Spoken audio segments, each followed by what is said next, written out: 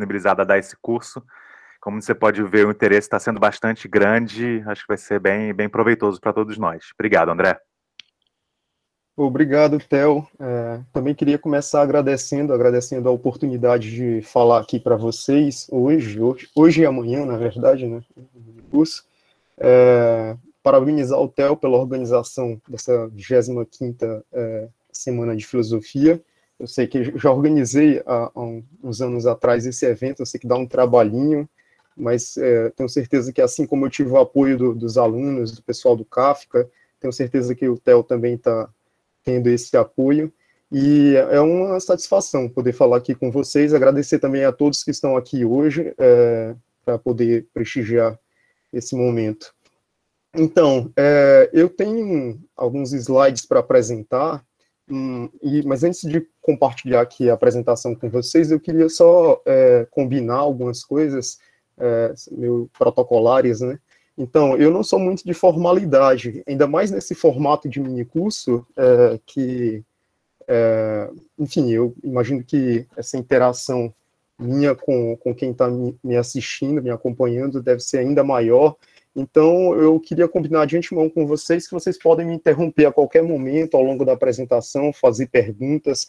Na verdade, eu prefiro que vocês façam isso, porque assim eu tenho um feedback assim, mais apropriado e enfim, eu posso repetir novamente aquilo que não ficar bem compreendido e coisas desse gênero. Então, por favor, sempre que acharem conveniente, necessário, pode fazer perguntas, tirar dúvida, fazer algum comentário, e a gente vai trocando ideia ao longo de hoje e amanhã. Eu vou compartilhar. Outra coisa, pelo que eu conheço do Google Meet, quando eu começar a projetar aqui os slides, eu não vou mais conseguir ver o chat, né? Então, eu vou pedir para, não sei, Theo, ou qualquer um de vocês, que puderem ficar de olho no chat. Eu fico de olho, André, pode deixar. Beleza, então se alguém fizer, de preferência, quem tiver com o microfone funcionando e for conveniente usar o microfone, pode fazer a pergunta pelo microfone, porque aí eu posso acompanhar aqui. Agora, quem não tiver com o microfone, pode fazer pelo chat a pergunta, aí o Theo me passa a pergunta, e aí eu posso interagir com vocês com mais facilidade. Beleza, então, vamos lá.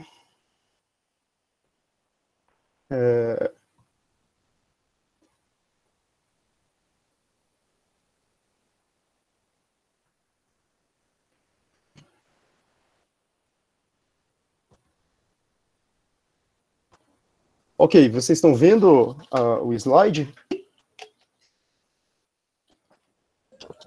Sim, confirmo. Beleza, obrigado, Frank. Então, pessoal, eu vou começar pela ideia, né, de como surgiu a ideia de fazer um mini curso sobre filosofia e risco, quando surgiu essa oportunidade de falar na Semana de Filosofia.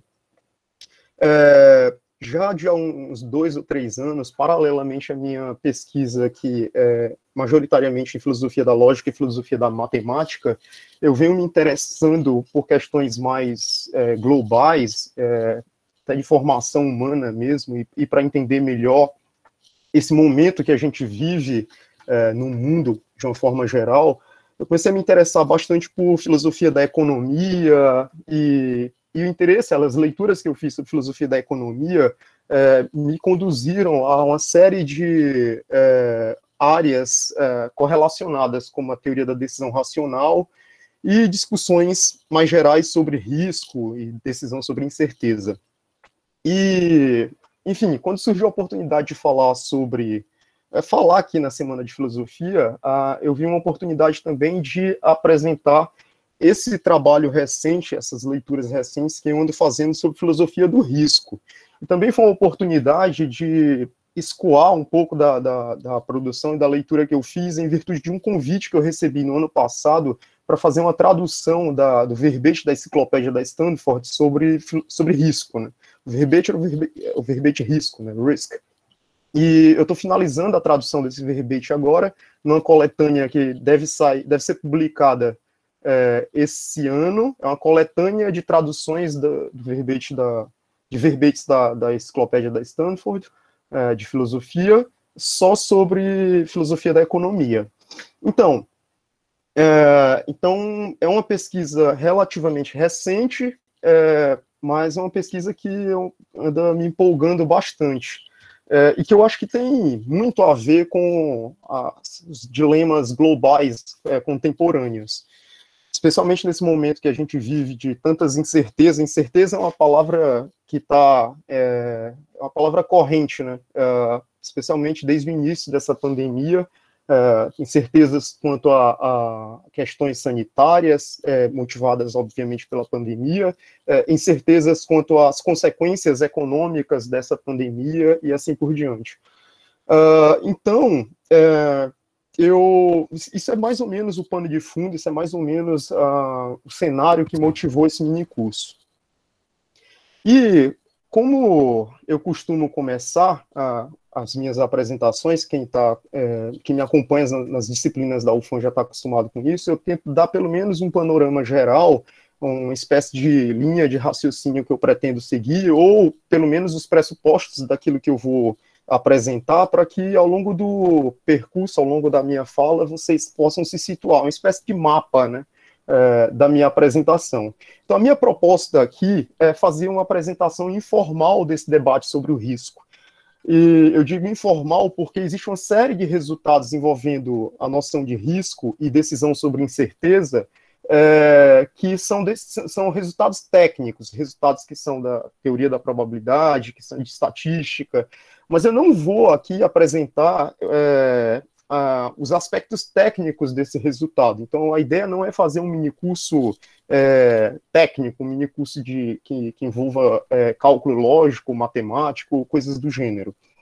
A minha ideia é fazer uma apresentação de natureza mais informal, talvez um tanto histórico, talvez um tanto filosófico sobre esse debate, muito mais muito mais como uma motivação, né? Assim, apresentar os traços gerais do debate para quem se interessar por essa questão, quem quiser, de algum modo, entrar em mais contato com esse debate, com esse tópico, tenha conhecimento de onde encontrar essas informações. Então, vai ser um minicurso mais soft, né? mais light. Então, o outro aspecto da minha apresentação é que eu vou tentar, em muitos momentos, seguir uma espécie de cronologia, um percurso histórico desses resultados. Então, eu vou olhar mais ou menos para 3 momentos do debate sobre o risco. Um primeiro momento é quase aquilo que a gente pode chamar de uma pré-história do risco, que compreende não só os nossos antepassados mais distantes, os primeiros Homo sapiens e toda a antiguidade. Um segundo momento que é especialmente marcado pela modernidade, pelo renascimento cultural e a modernidade, e um momento mais contemporâneo que tem uma contribuição muito forte da psicologia comportamental. Então, olhando para essa proposta, em muitos momentos eu vou discutir resultados que são resultados, como eu disse, da teoria da probabilidade, da estatística, da economia, da engenharia, resultados que eu não coloquei aí, mas também da psicologia. Mas o meu objetivo principal não é discutir esses resultados como interesse em si nos resultados, mas olhar para esses resultados com um olhar filosófico, olhar para esses resultados tentando extrair deles aquilo que de filosóficos eles têm. E o objetivo final, tendo assumido toda essa proposta, é que no final desses 2 dias vocês tenham pelo menos uma ideia geral do que seria uma filosofia do risco e quais as consequências, as aplicações que essa filosofia possa ter em diferentes áreas. Que vai dos jogos de azar até a medicina, a economia, enfim, a engenharia e assim por diante. Então, essa é mais ou menos a proposta geral do minicurso.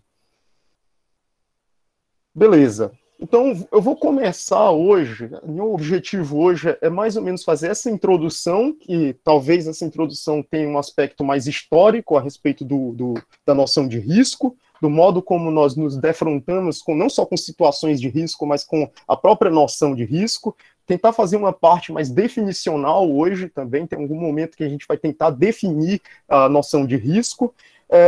Eu vou tentar mostrar como essa noção de risco e essas definições de risco meio que atuam em diferentes áreas do conhecimento para além dos muros da filosofia, e por que isso é importante, por que esse fenômeno do risco é importante, e, por final, discutir pelo menos um tópicozinho, mencionar um tópico muito específico daquilo que a gente vai chamar de epistemologia do risco, que vai surgir especificamente da distinção entre a noção de risco e incerteza. Então, meu objetivo vai ser mais ou menos esse hoje. Para amanhã, eu vou querer apresentar duas abordagens distintas da noção do risco, uma abordagem que a gente pode chamar talvez de racionalista, mas não racionalista no sentido do racionalismo como a gente entende ele nessa disputa epistemológica, racionalismo e empirismo. Nesse caso, racionalismo a gente fala em termos de uma posição filosófica que assume que existe pelo menos uma forma de conhecimento que independe da experiência. Racionalista aqui, uma abordagem racionalista do risco aqui, é uma abordagem que assume de algum modo que nós, seres humanos, somos, em primeiro lugar, seres racionais e que as nossas decisões, as nossas opiniões, crenças, são pautadas em evidências, em argumentos, e nós podemos recorrer a essas evidências e sempre recorrer a essas evidências enfim, e argumentos para poder justificar as nossas decisões, as nossas crenças e assim por diante.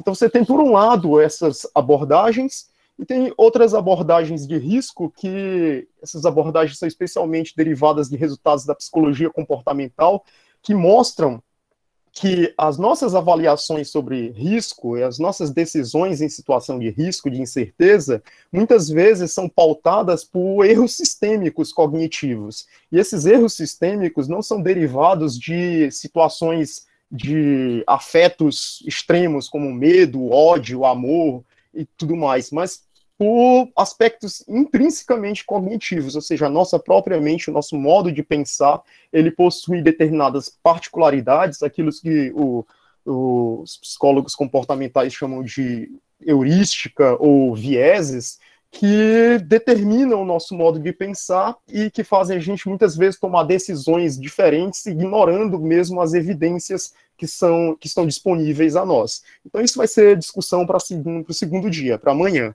Por hoje, eu acho que a gente vai fazer uma coisa mais light, mais histórica, mais definicional a respeito do risco, da noção de risco.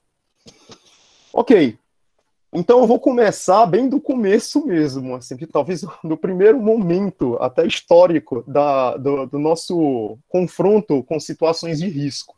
Então, por isso que eu falei dos sapiens aí, não de seres humanos ou de humanidade, exatamente para dar essa ideia de o tópico sobre o risco associado a discussões ou situações que nós nos defrontamos desde que nós existimos enquanto espécie, enquanto Homo sapiens ao redor do planeta. Então, pense em situações desse tipo, né? Pense na caça, pense em situações de epidemias, pandemias globais, como a gente vive hoje, ou pense na fome em larga escala, ou guerras, ou mesmo um puro e simples jogo de azar. Então, desde que nós existimos e ocupamos esse planeta, os seres humanos, eles se defrontam para sua sobrevivência, os Homo sapiens, com a situação de que nossos antepassados mais distantes precisavam caçar para se alimentar. E, olha só, o fenômeno da caça é algo especial aqui, porque eu não estou falando aqui a gente pode chamar de caça Nutella, né? Assim, não é essa caça que esses caçadores contemporâneos, clubes de caça vão lá, pagam uma passagem para ir à África, em áreas liberadas para caça, essas coisas todas.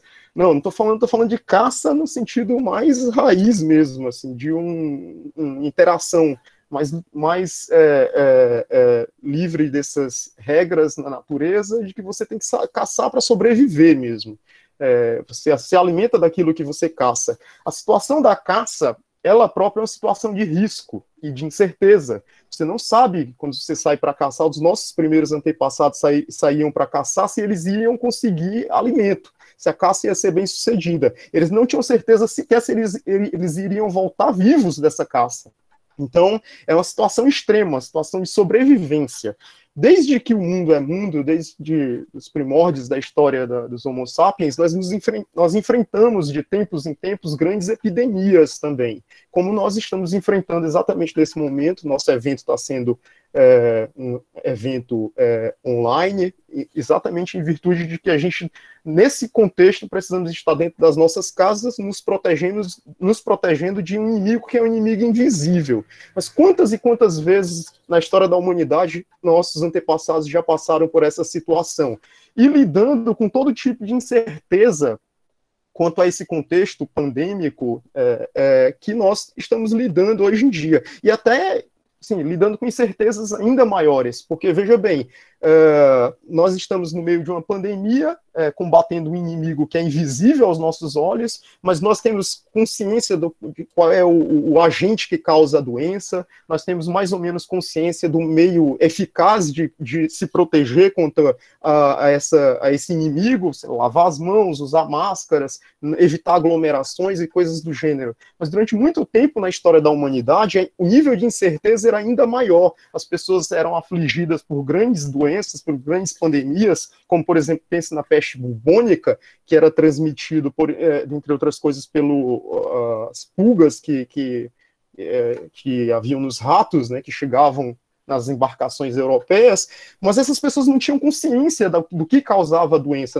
não tinham consciência que as pulgas do rato poderiam transmitir a doença, não tinham consciência de sequer que haviam agentes microscópicos que transmitiam essa doença que era o causador da doença que estava sendo passado de pessoa para pessoa. Então elas tinham que tomar decisões em um nível de incerteza ainda maior e gerir todo o risco que aquele contexto pandêmico impunha a eles. A fome em larga escala também é um fator de risco muito frequente na história da humanidade. Hoje em dia existem muitas pessoas no mundo que estão abaixo da linha da pobreza e que morrem em decorrência da fome. Mas nós temos uma convicção hoje em dia que a fome é, em primeiro lugar, no nosso período histórico, um problema político. Que nós temos tecnologia, conhecimento suficiente para alimentar a população do planeta todo. Mas isso é exceção na história da humanidade, é um ponto fora da curva. Em praticamente toda a história da humanidade, o fenômeno da fome em larga escala era, em primeiro lugar, um problema de limitação cognitiva e do nosso domínio com relação à natureza, às forças da natureza. Então, as pessoas morriam de fome na maior parte da história da humanidade porque nós não tínhamos conhecimento suficiente, domínio suficiente das forças da natureza para poder alimentar toda a nossa população. Guerras também são situações típicas de risco, de incerteza, que também perpassam toda a história da humanidade, desde conflitos entre tribos primitivas, entre os nossos antepassados mais distantes, até as guerras contemporâneas, como a Primeira, a Segunda Guerra Mundial, e coisas desse gênero. E, enfim, caças, pandemias, fome, guerras, isso faz parte de exemplos mais dramáticos. Mas nós também temos exemplos mais lúdicos, mais, como eu diria, não tão dramáticos assim, a certeza com relação, né, ao nosso flerte com situações de risco. E o exemplo mais comum, o exemplo paradigmático disso são os jogos de azar.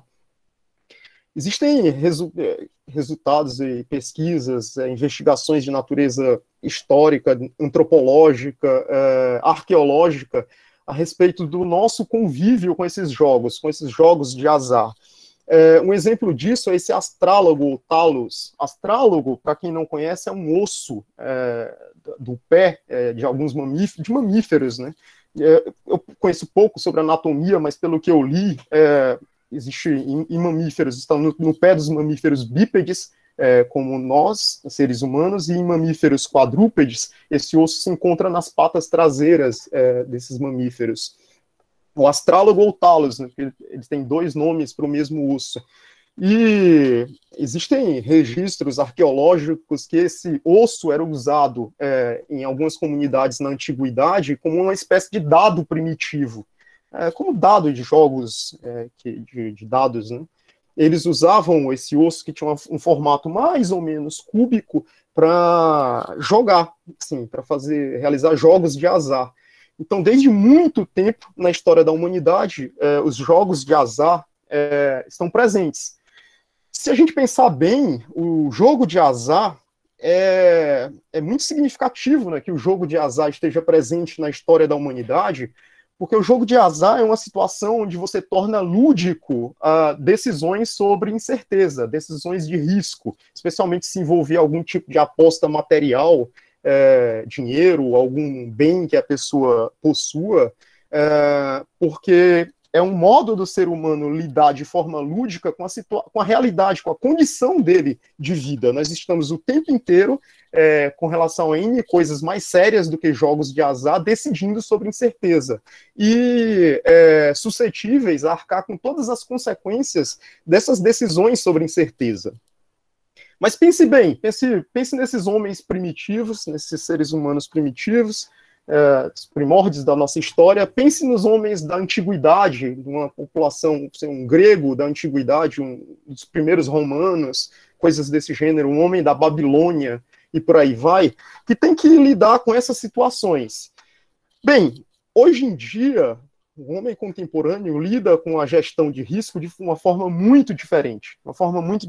Isso vai ser tema especialmente para o nosso segundo dia. Mas os nossos primeiros antepassados, quando eles tinham que tomar decisões sobre incerteza, quando eles tinham de tomar decisões sobre risco, eles tinham outras estratégias muito distintas das nossas, né? Como, por exemplo, consultar um oráculo, ou oferecer um sacrifício a um deus ou uma deusa que ele julgue poderoso o suficiente para influenciar o resultado da decisão dele. Então, se um estadista, por exemplo, de uma comunidade antiga, queria decidir se entraria ou não em guerra com a comunidade vizinha, ele poderia consultar um oráculo, um indivíduo lá na comunidade dele, que supostamente tivesse um contato privilegiado com os deuses, para dar uma orientação: ó, você deve entrar em guerra com o povo, ou você não, com o povo vizinho, ou você não deve entrar por tal e tal razão. Em geral, essas mensagens não eram mensagens muito claras, onde o oráculo ia lá, apresentava um estudo, um paper acadêmico. Não é assim que funcionava. Em geral, eram mensagens muitas vezes cifradas, né? Muitas vezes mensagens enigmáticas, que usavam metáforas e coisas do tipo. Então, até mesmo quem recebia a mensagem do oráculo precisava interpretar essa mensagem, né?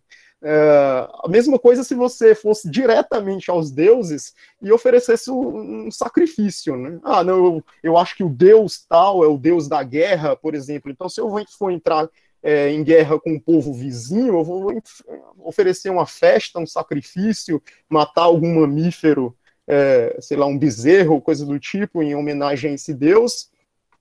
Vou agradar, né? Então você faz uma espécie de barganha, de bajulação a esse Deus, porque é ele que tem o poder sobre o destino, sobre o futuro. O futuro, para nós, seres humanos, é algo incerto. Nós, o tempo inteiro, tomamos decisões sobre incerteza, e esse futuro a Deus pertence, ou aos deuses pertencem, né? Então, é por isso a frase do final: o futuro é um capricho dos deuses. Ok? Vocês estão me ouvindo? Tá tudo ok até aqui?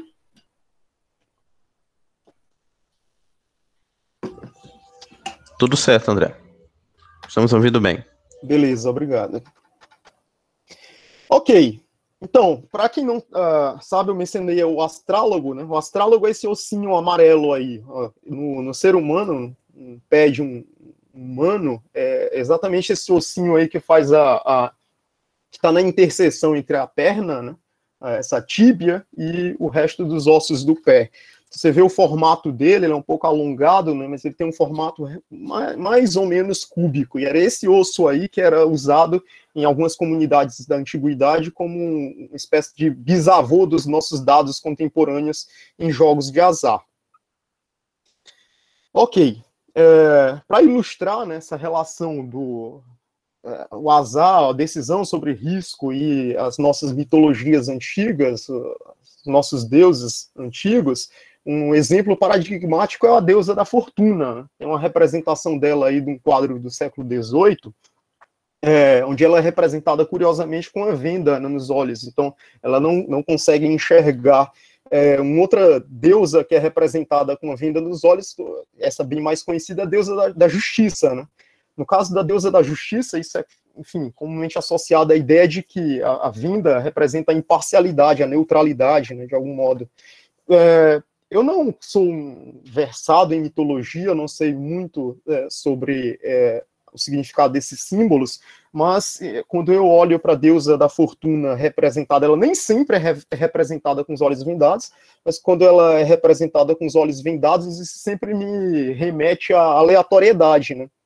A ideia de que o destino é algo tal que não existe uma racionalidade, uma decisão racional sobre o que vai ocorrer, que tudo é meio caótico, tudo é meio aleatório. Enfim, se você pensar bem, isso também marca um contraste muito interessante com a nossa concepção. Nós somos herdeiros do iluminismo, né, desse renascimento cultural, humanismo que nós acreditamos tanto, herdeiro dessa tradição. Então você pensa no iluminismo, a própria palavra iluminismo, de iluminação, né? E as nossas metáforas cognitivas, como por exemplo, quando a gente está lidando com um problema tal que nós não temos compreensão exata da solução para esse problema, ou de um conceito, a compreensão de um conceito, a gente fala de que esse conceito, esse problema é obscuro a nós.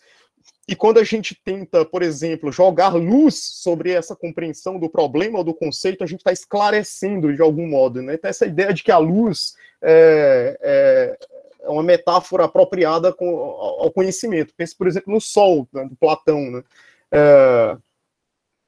Na alegoria da caverna, associada não só ao conhecimento, como ao bem também, né? Aquilo que é verdadeiro, é belo e é bom, e assim por diante.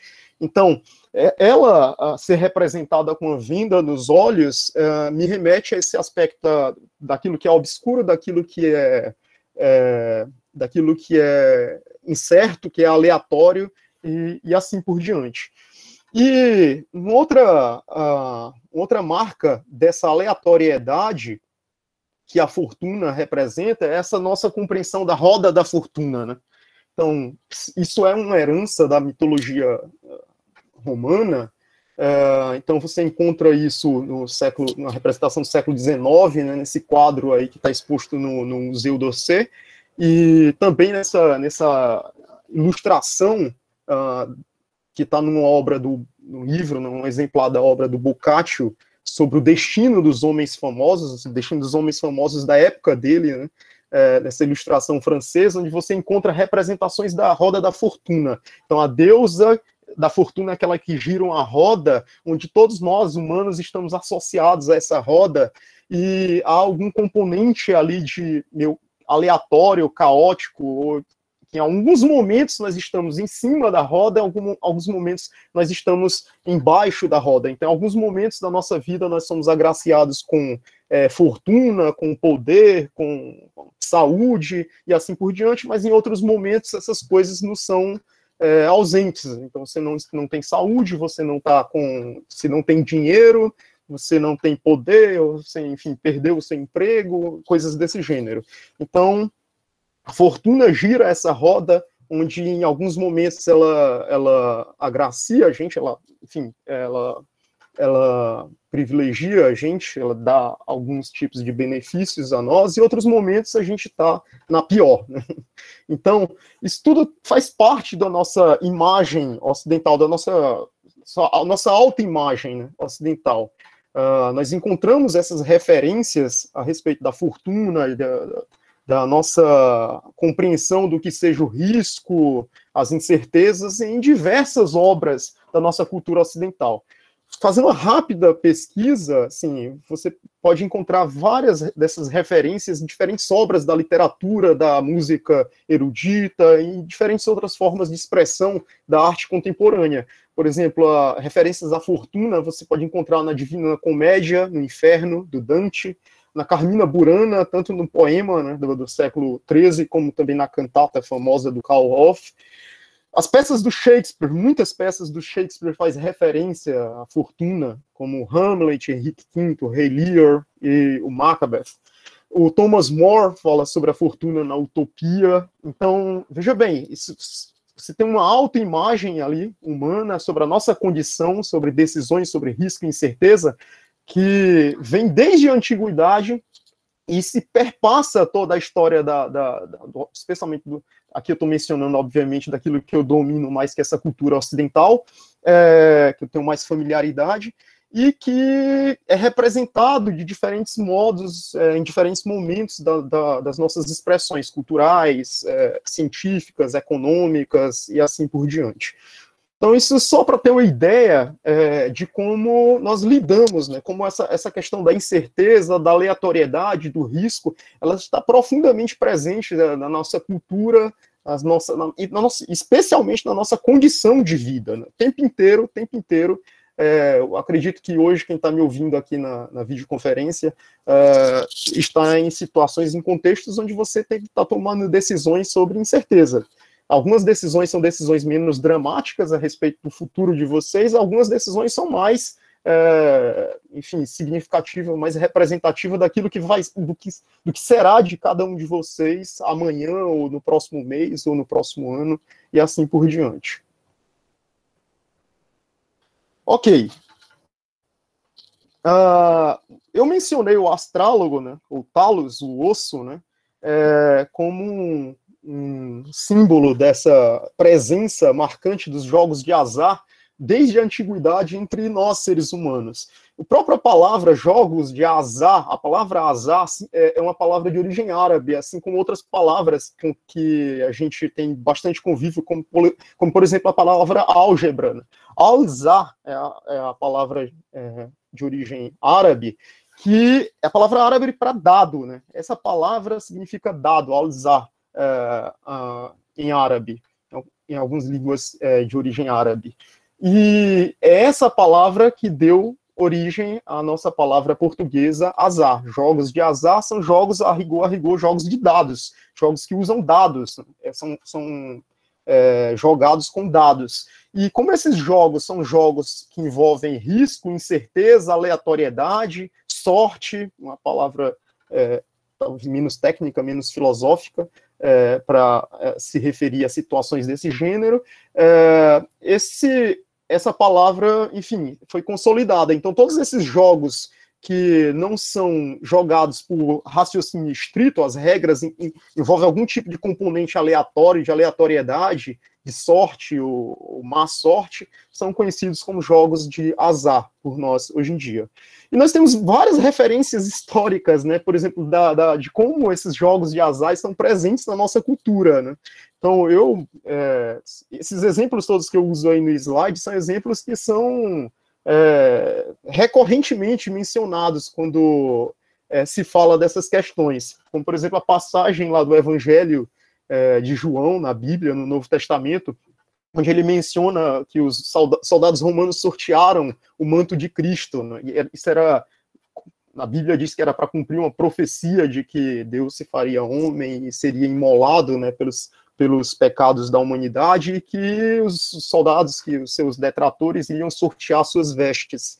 O imperador romano, Marco Aurélio, né, assim, tem menções, referências de que ele usava, ele viajava com um croupier pessoal. O croupier, aquele hoje em dia, né, que a gente chama de croupier, é aquele funcionário da casa de jogos, do cassino, por exemplo, que é responsável por administrar as apostas, e o jogo, enfim, recolher as apostas, pagar a aposta a quem foi o vencedor, e assim por diante. Então, ele tinha um croupier pessoal porque ele tinha um prazer, um lazer dele, esses jogos de azar.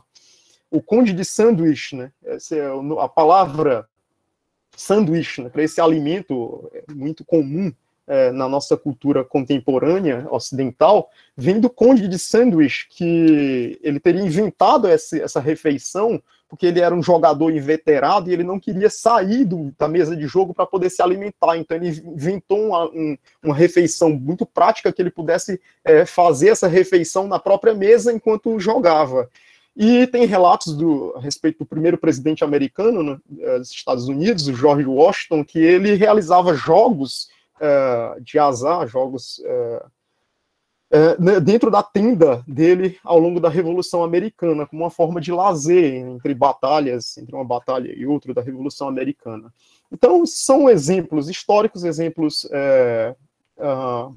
aleatórios, né, com perdão do trocadilho aí, para ter uma ideia de como nós lidamos não só com essas situações de risco e incerteza quanto a questões maiores, questões fundamentais da nossa condição humana, da nossa existência, mas nós lidamos com isso de uma forma lúdica também, né? É uma forma de a gente brincar com essa condição em que a nossa existência nos impõe, né?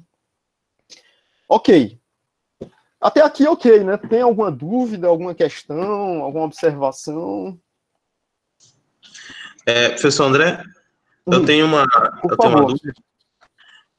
Pode falar, Frank. Até o momento, os exemplos que tu acabou de dar com relação ao risco, me parece muito mais, ou parece ter sido dado somente exemplos de situações em que ocorreu ações com algum nível de incerteza. Risco, a gente vai, do ponto de vista de caracterização do que a gente poderia entender como risco, sempre vai ser algo de incerteza, assim, tipo algo no sentido de necessário ou é muito frequente. Então, minha pergunta é mais ou menos essa. Não, beleza, essa é uma ótima pergunta. Eu vou tocar, eu espero, se eu cumprir o meu cronograma para hoje, eu espero finalizar, inclusive, a minha apresentação de hoje exatamente com essa distinção, que eu acho que é uma distinção fundamental para a gente compreender a noção de epistemologia do risco. A noção de risco e incerteza são duas noções, as noções, né, são extremamente correlatas. Da forma como nós entendemos, risco está sempre associado a algum nível de incerteza, algum grau de incerteza. Mas o inverso não. Nem toda situação de incerteza é necessariamente uma situação de risco. E eu vou retornar essa questão, espero que ao final da apresentação de hoje. Então, pode me cobrar isso ao final do dia, ao final da minha apresentação, ok? Ok, tudo certo. Beleza. Mas você foi cirúrgico. Essa distinção vai ser uma distinção muito importante para nós daqui a pouco. Ok. Uma mudança de mentalidade. Então, tudo que eu mencionei aqui é uma perspectiva histórica a respeito da nossa relação com situações de risco e incerteza. E quando eu menciono, por exemplo, o apelo a oráculos, o apelo a deuses, assim, tentar manipular o interesse dos deuses com sacrifícios, por exemplo, isso é uma abordagem extremamente frequente e presente nos relatos sobre as nossas primeiras civilizações.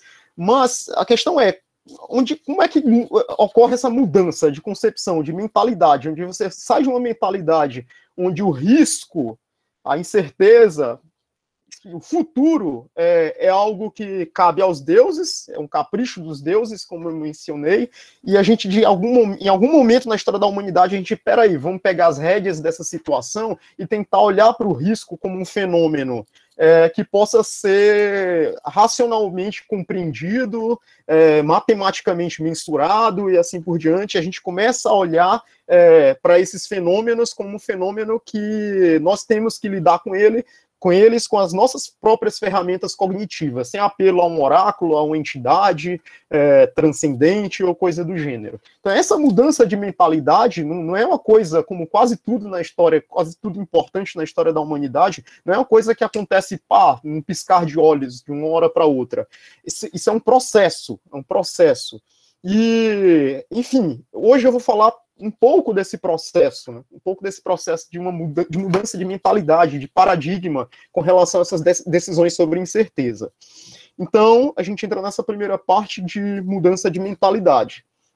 Um exemplo histórico bastante interessante, que eu acho, de um período onde você ainda estava dentro dessa matriz de encarar o futuro, a incerteza, como se fosse um capricho dos deuses, que é um exemplo, curiosamente, também daquele que é considerado o primeiro filósofo, o Tales de Mileto. O Aristóteles, no livro da Política, nessa passagem, né, que é 1259A, ele faz referência a um episódio, ele menciona um episódio que o Tales estaria envolvido, que o Tales teria usado os conhecimentos dele para prever que no ano seguinte a colheita de azeite, né, de oliva, seria muito boa naquela região de Mileto, de Quíos ou Quiosa, não sei exatamente a pronúncia da cidade grega, onde ele morava. E ele era confrontado naquele período pelos contemporâneos dele com um questionamento, uma crítica recorrente de que a filosofia não era um conhecimento útil, não era um conhecimento útil. Então, para que servia a filosofia? Veja bem, depois de mais de 2000 anos de história, a gente ainda continua com esse mesmo desafio, né, de falar por que a filosofia é útil. E a forma que ele encontrou de mostrar a utilidade prática da filosofia foi mostrar que a filosofia poderia ajudar, o conhecimento filosófico poderia ajudar, e aí ajudá-lo, né, a ele, Tales, a enriquecer, por exemplo. Pode ser uma finalidade não tão nobre aos olhos de muitas pessoas, mas aos olhos dos contemporâneos, e eu diria dos nossos contemporâneos também, os contemporâneos do Tales e os nossos contemporâneos, é uma utilidade bem interessante para muitas pessoas. Então ele disse, olha, os objetivos do conhecimento filosófico não é, em primeiro lugar, enriquecer, porque ele tem outras prioridades, mas se ele quisesse, ele poderia usar esses conhecimentos para enriquecer. E o exemplo prático que ele deu foi usar esse conhecimento para prever, os conhecimentos filosóficos dele, para prever que no ano seguinte a colheita de azeitona, né, oliva, seria muito boa, e aí o que ele fez? Ele usou o dinheiro dele para alugar todos os lagares da região. O que são lagares? São... Oficina não é uma palavra muito boa, mas é aquele lugar onde eles processam o vinho, a uva para fazer o vinho, né? A azeitona para fazer o azeite, a oliva, né? Para fazer o azeite. Então ele alugou todos os lagares da região. E quando chegou, aliás, ele não alugou propriamente dito, o que ele fez um contrato, né? Ele acertou um certo preço, pelo qual, a partir daquele preço, ele poderia alugar os lagares da região no ano seguinte. E, obviamente, ele alugou. Uma vez que ele combinou esse preço com uma certa antecedência, ele tinha um benefício, né? Porque ele estava alugando muito antes do usufruto daquele bem. Então ele tinha um benefício de preço, ele estava alugando a um preço mais baixo do que normalmente se alugaria. Porque era interessante para o proprietário do lagar ter o dinheiro hoje daquilo que ele só vai alugar no ano seguinte, né?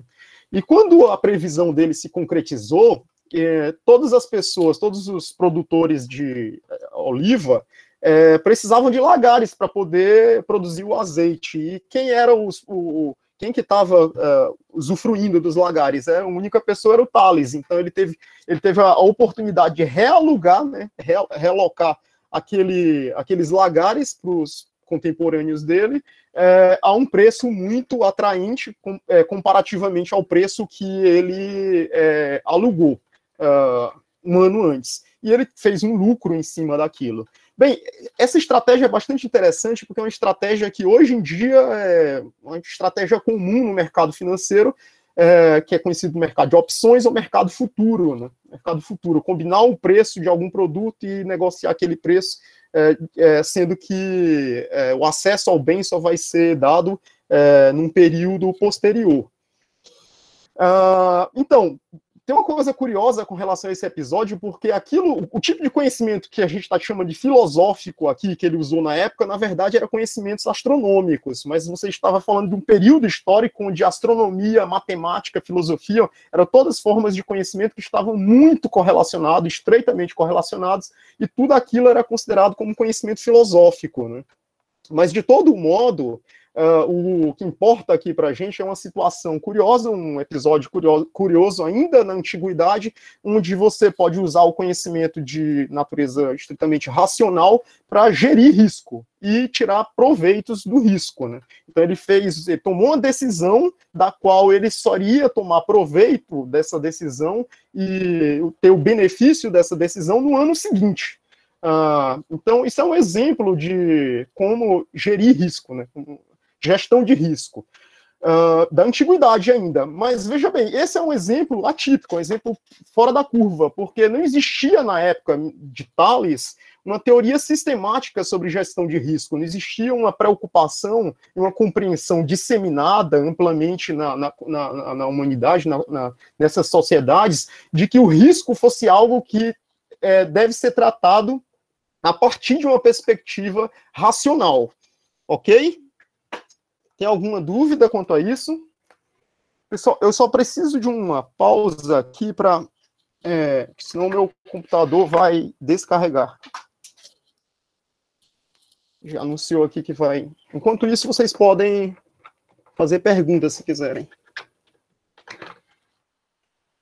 Pronto. Vocês estão me ouvindo?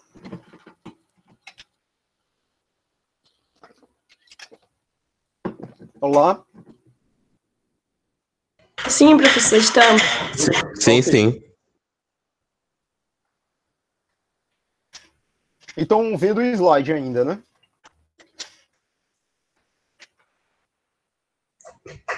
Sim, sim, também. Ok, beleza. Então, esse é um exemplo curioso, né? Exemplo bastante curioso, pelo menos eu acho, a respeito da assim, a vida do Tales, né? Um exemplo menos mencionado, mas é um exemplo muito corriqueiro quando você estuda alguns textos de filosofia da economia, filosofia do sistema financeiro, do mercado financeiro e coisas do tipo.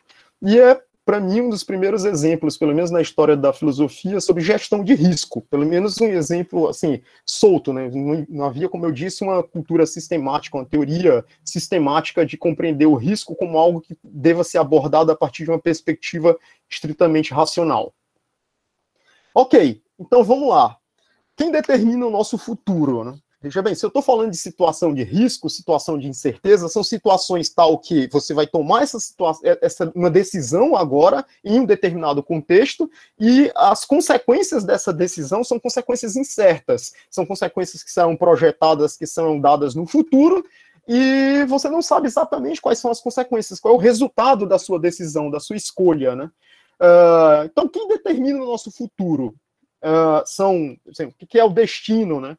Você tem algo como destino de que, seja lá qual, que as suas decisões não são decisões livres, que você vai inevitavelmente decidir por aquilo que você efetivamente decide, o seu destino está dado, ou então o futuro é uma espécie de capricho dos deuses, então os deuses é que vão determinar qual é o seu futuro, o seu destino, algo como o que ocorre na roda da fortuna. Ou somos nós mesmos, que é essa nossa compreensão contemporânea de que pelo menos parte do nosso futuro é produto das escolhas que nós fazemos e essas escolhas estão subordinadas ou podem estar subordinadas a critérios de racionalidade. Então, esse é o pano de fundo aqui da nossa discussão. Veja bem, só faz sentido falar sobre gestão de risco e essa mudança de mentalidade ocorre com essa compreensão. Só faz sentido falar de gestão de risco se nós somos, ou nós nos compreendemos, até certo ponto, como agentes livres, né? Então, veja bem, se nós somos livres para escolher, para decidir, então faz sentido a gente se importar seriamente com as nossas decisões e com os critérios que nós usamos para decidir por A ou B, né? Para realizar A ou não realizar A. Então, essa ideia de que a gestão de risco envolve, de algum modo, a compreensão de que nós somos agentes livres, tira o lugar dos deuses de domínio sobre esse nosso futuro. Então, o futuro não é pura e simplesmente um capricho dos deuses. E que a humanidade não é passiva diante das forças da natureza. Então, a gente pode usar a nossa racionalidade, a gente pode e devemos usar a nossa racionalidade para compreender e manipular essas forças da natureza ao nosso favor. É claro que ninguém está dizendo aqui que o futuro é totalmente determinado pelas nossas compreensões a respeito das situações de risco, das nossas decisões, mas que pelo menos parcialmente esse futuro pode ser controlado, pode ser, a incerteza sobre esse futuro pode ser diminuída com base nas decisões que nós tomamos a partir de uma perspectiva racional, né? Então, veja bem, dominar essa noção de risco aqui vai ser compreendido pelo menos de 3 maneiras. Uma primeira maneira é compreender o que é propriamente o risco, né? O que é o fenômeno do risco. Então, quando eu pergunto o que é risco, isso é uma pergunta ontológica, né? Eu estou perguntando o que é esse fenômeno do risco. e tentar definir a noção de risco é um modo de responder essa pergunta de natureza ontológica, o que é o risco, dar definições qualitativas da noção de risco. E o que é dar uma definição qualitativa da noção de risco? É dizer quais são as propriedades, as qualidades que situações de risco possuem, e na medida em que elas possuem essas propriedades, essas qualidades, é por isso que nós chamamos elas de situações de risco, né? Então, a resposta para essa pergunta, o que é o risco, pode ser respondida a partir de uma definição qualitativa, mas você também pode oferecer definições quantitativas da noção de risco e do que sejam os fenômenos do risco. Essas definições quantitativas são especialmente definições que começam a surgir na história da humanidade, da modernidade para cá. Não à toa, né? Você pense na própria origem da ciência contemporânea, do nosso modo contemporâneo de entender a ciência como uma forma de conhecimento onde você quantifica os fenômenos, né? Agora você pode, não basta simplesmente dizer a qualidade, a propriedade que os objetos, os fenômenos possuem, mas você tem que ter algum tipo de procedimento que permita medir esses fenômenos, traduzir esses fenômenos para algum tipo de linguagem matemática. Então, definições quantitativas de risco são definições que, ao definir o que é a noção de risco e o que é o fenômeno do risco, elas oferecem um procedimento, ou indicam, apontam na direção de um procedimento que agora você pode dizer que aquele fenômeno, aquela situação é uma situação de risco e risco de um grau tal. Você tem uma medida de risco. Então, você pode, inclusive, comparar duas situações de risco, dizendo que uma é mais arriscada que a outra na medida em que uma tem um valor, recebe um valor maior naquela medida de risco que a definição quantitativa proporciona. Então, uma vez que você tenha definições qualitativas que apontem para as propriedades fundamentais de situações de risco e tenha definições quantitativas onde você estabelece um procedimento de oferecer uma medida de risco, você pode agora usar essas definições para avaliar as consequências, ou para tomar decisões em situações de risco. Quando você faz isso, em grande parte, né, na verdade, você agora muda o seu paradigma para uma outra posição, uma outra situação, onde agora o futuro não é encarado mais como capricho dos deuses ou como um mero destino, mas como algo que você possa, de algum modo, em algum nível, manipular essas incertezas a respeito desse futuro e tomar decisões melhores, mais seguras ou menos arriscadas diante desse futuro incerto. Então, o futuro agora não é mais encarado como um inimigo, como algo obscuro, ou como algo que não está de maneira alguma sobre o nosso controle, mas ele é visto agora como uma oportunidade. Foi isso que, por exemplo, Tales fez quando ele decidiu usar os conhecimentos dele para poder alugar ou fazer um contrato de aluguel futuro dos lagares da região dele, com base nas evidências que ele tinha de que no ano seguinte a colheita da safra de oliva seria uma boa safra, em virtude dos conhecimentos dele sobre o clima, sobre astronomia e por aí vai.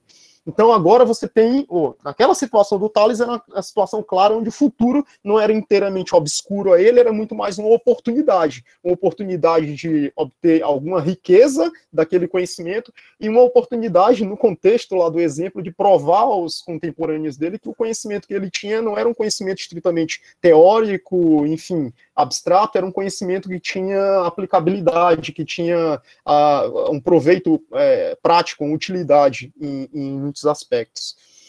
Ok? Até aqui?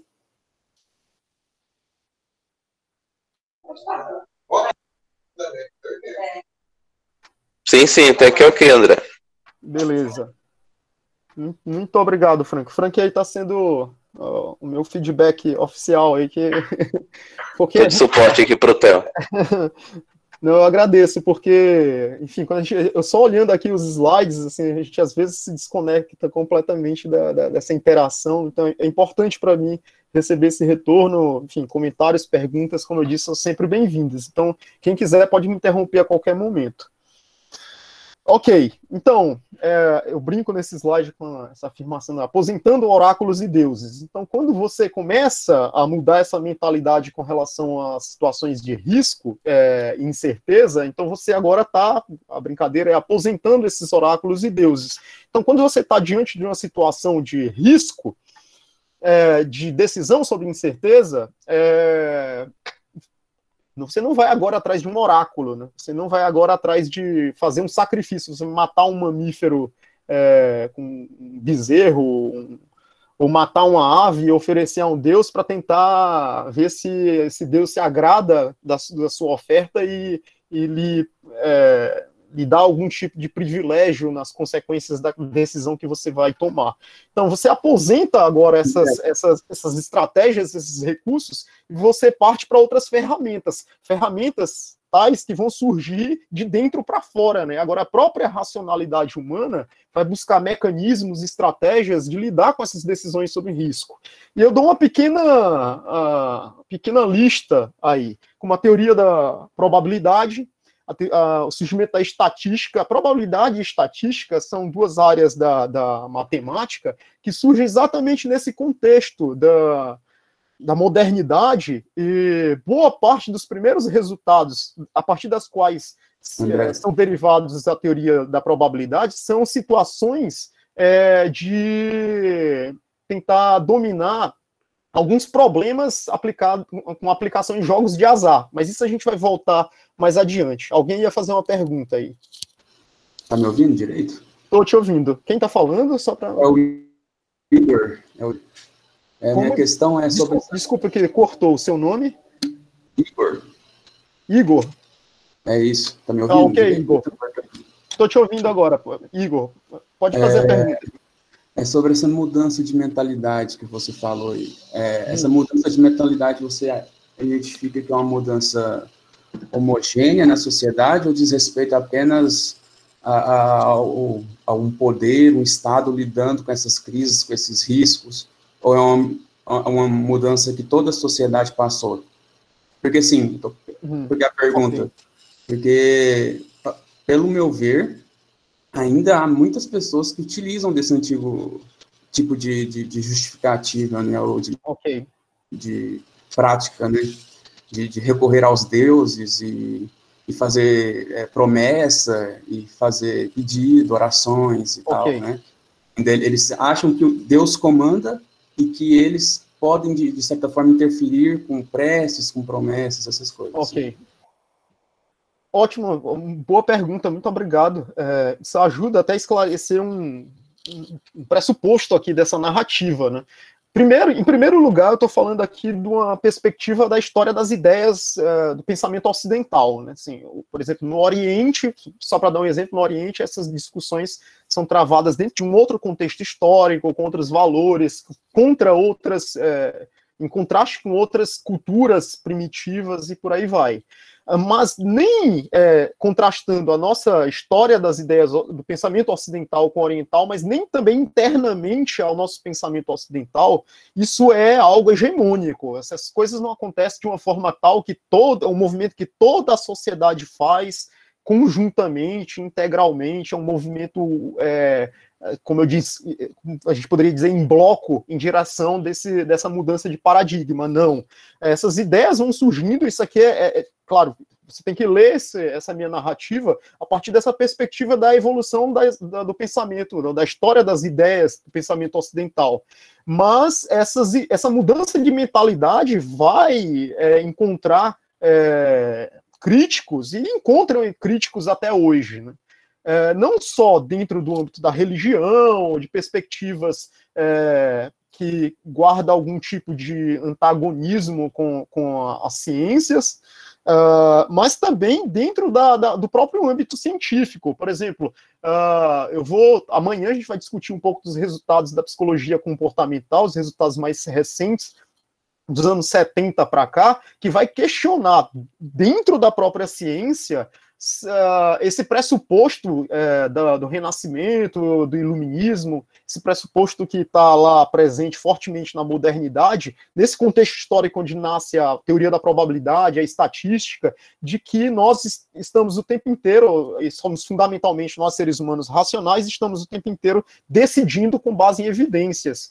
E, enfim, olha só, o olhar ocidental para essa questão, nosso olhar, é de que, durante muito tempo na história da filosofia, das ciências sociais, de uma maneira geral, é de que nós, seres humanos, esse olhar de que nós, seres humanos, somos seres racionais. Somos, em primeiro lugar, seres racionais, e qualquer decisão que nós tomamos que fuja essa racionalidade é movida por paixões, né? Então, se o cara está extremamente irado, a raiva, a paixão romântica, né? Ou o medo, ou algum tipo de a ganância, algum tipo de patos, né, de sentimento, de paixão, é aquilo que distancia o ser humano da racionalidade e faz a gente tomar decisões idiotas, decisões contra as evidências, decisões que ignorem as consequências, os riscos e assim por diante.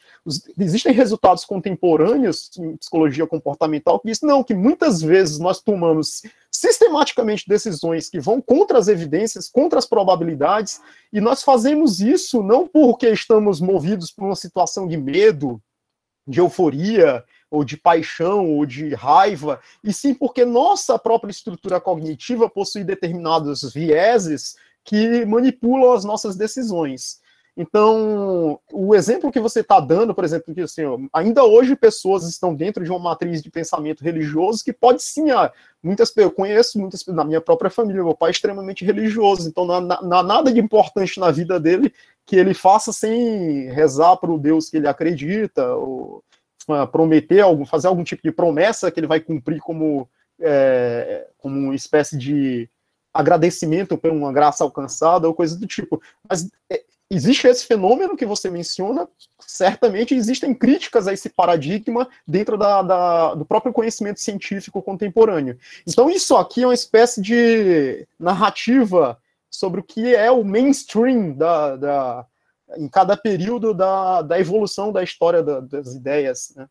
Do processo histórico de surgimento dessas ideias do pensamento ocidental, mas em nenhum momento eu estou dizendo que isso isso pode ser hegemônico, mas isso não é o consenso absoluto, ok? Muito obrigado. Eu que agradeço. Muito obrigado pela pergunta. Alguém mais ia falar? Então, nesse slide aí, quando eu brinco com essa ideia de aposentando oráculos e deuses, essa ideia de que você deixa de escanteio agora, você joga para escanteio essas estratégias, como apelar para um oráculo, apelar para uma espécie de bajulação, ou tipo de manipulação do interesse dos deuses, e agora você começa a oferecer, ou descobrir, ou dependendo de qual matriz filosófica que você endossa, descobrir ou criar estratégias, mecanismos, ferramentas para lidar com situações de risco a partir da própria racionalidade humana. Então, eu dou exemplos de estratégias matemáticas, né, ferramentas matemáticas, como a teoria da probabilidade e a estatística. Você tem estratégias que são do âmbito da teoria da decisão racional. A lógica indutiva também é uma lógica que foi criada com essa finalidade, de algum modo realizar inferências que tenham consequências sobre nossas crenças sobre o futuro. A psicologia comportamental, mais recentemente, dos anos 70 para cá, também se preocupa fortemente com decisões sobre incerteza, sobre risco. Então, todas essas estratégias são estratégias que, em primeiro lugar, são estratégias que são extraídas, são derivadas, são obtidas de dentro para fora, né? Não de fora para dentro. Eu não estou esperando agora uma mensagem dos deuses, uma mensagem intermediada por oráculos ou dada diretamente por eles. Eu não estou esperando agora algum tipo de bajulação, realizar uma bajulação, algum tipo de manipulação dos interesses divinos. Eu estou tentando encontrar os mecanismos, os meios apropriados de lidar com a gestão do risco de dentro para fora, encontrar em mim assim, na racionalidade, né, de maneira geral, as nossas ferramentas mais adequadas para a gestão de risco. Ok, o renascimento cultural, pessoal, o renascimento na Idade Moderna, o início da modernidade, o início da ciência moderna, é um lugar por excelência para encontrar esses estudos.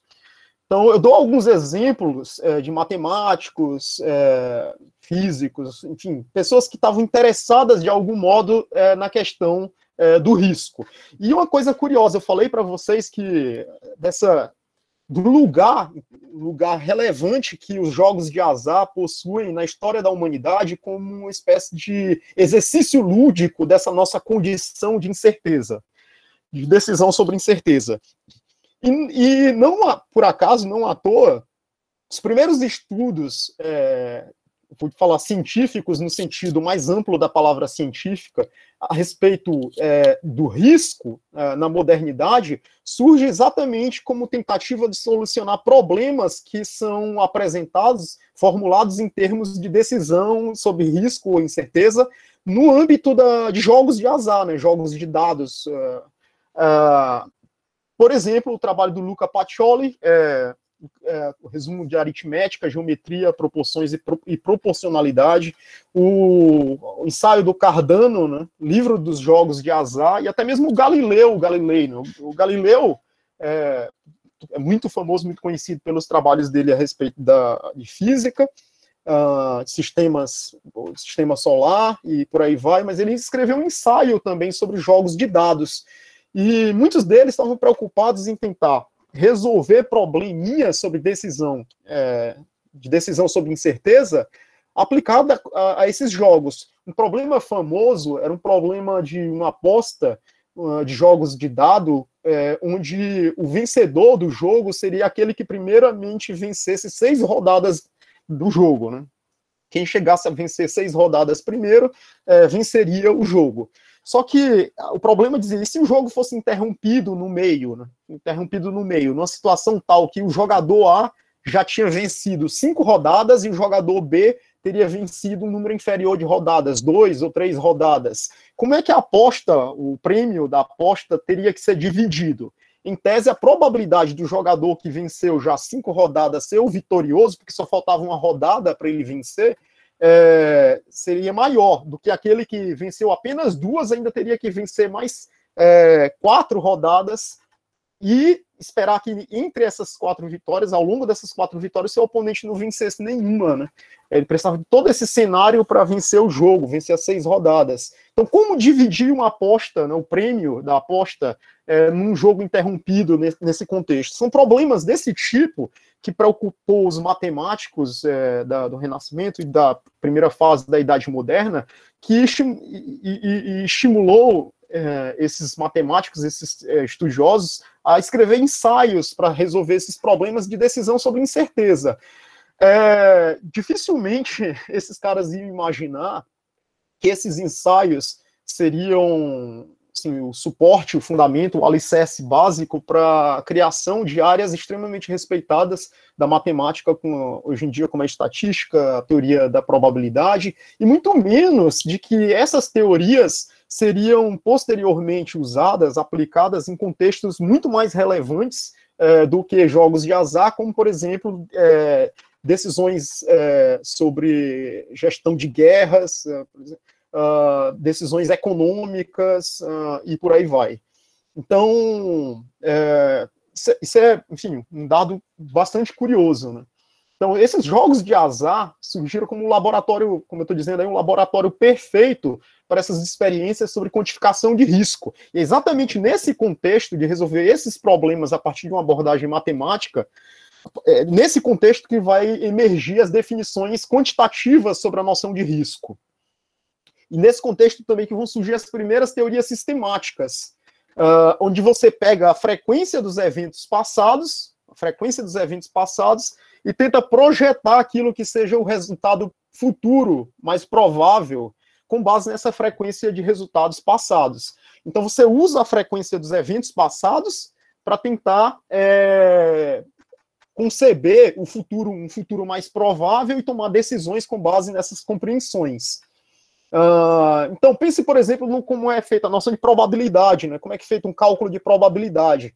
Então, se você quer saber, num lance de dado, e eu estou sempre supondo dados justos, né? Dados não viciados, você vai lançar um exemplo elementar, bem elementar, você faz um lance de dados, um único lance de dados, e você quer saber qual é a probabilidade do resultado ser exatamente 2. Como é que você calcula isso? O modo matemático básico é você fazer uma divisão, por meio de uma divisão, onde no numerador você tem o resultado favorável, aquele resultado que você pretende obter, que é exatamente o resultado 2, em relação ao espaço amostral, o circuito, né? Então, o dado tem 6 resultados possíveis, só que você está dentro desses 6 resultados possíveis interessado em um resultado específico, um único resultado, que é o resultado 2. Então, é um resultado de 6 possíveis. 1 sobre 6, isso vai dar 0,1.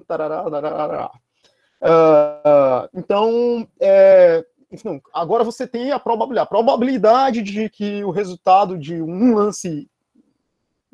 único lance de dados resulte exatamente no 2 é de tanto por cento. Agora você tem a quantificação de decisões sobre incerteza, de risco, e agora você pode manipular, você pode tomar decisões com base nessas probabilidades, e você pode gerir o risco, né, dessas decisões. Aqui eu estou falando de exemplos bem lúdicos e triviais sobre jogos de azar, porque foi como esses problemas dispararam todas essas teorias sistemáticas sobre o risco. Mas, obviamente, as questões vão ficando cada vez mais complexas, inclusive aplicados a problemas muito mais sérios, né, do que simplesmente decisões em jogos de azar. Problemas de economia, de medicina, problemas de engenharia e assim por diante. Ok. Uma outra compreensão que eu mencionei da noção de risco é a compreensão de que a noção de risco pode ser dada por meio de qualidades do risco, né? Propriedades intrínsecas ao fenômeno do risco. Um exemplo curioso e histórico é um exemplo que é dado logo no início da peça do Mercador de Veneza, do Shakespeare. Quem leu a peça sabe que o personagem que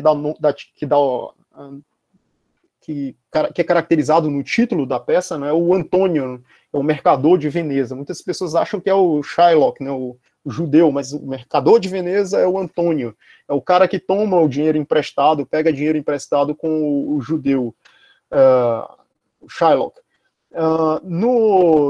Ele é retratado, o Antônio, como um sujeito triste, né, melancólico, logo no início da peça, e quando numa conversa, na primeira cena, já os amigos dele falam sobre a tristeza dele, um deles diz que a tristeza dele obviamente é justificável, que ele mesmo, aquele amigo dele, estaria triste se ele estivesse na condição do Antônio. E qual seria a condição do Antônio? Ele era um mercador, ele tinha muitos negócios, e esse contexto histórico, o contexto das grandes navegações, né, daquele período de grandes navegações, onde ele investiu o dinheiro dele em muitos desses barcos que estavam espalhados pelo mundo, nesses empreendimentos das grandes navegações, e que todos esses navios estavam sujeitos a riscos. Eles poderiam ser atacados por piratas, eles poderiam se chocar contra um banco de areia e afundar, enfim, N riscos havia em torno dos investimentos deles.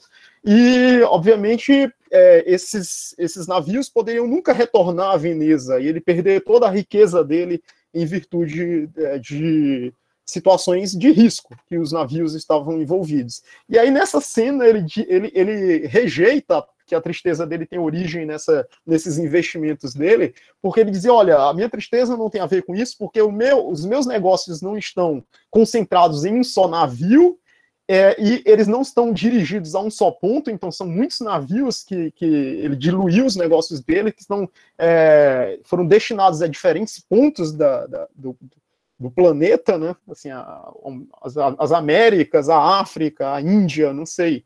E nem mesmo eles estão concentrados aos resultados de um único ano, né?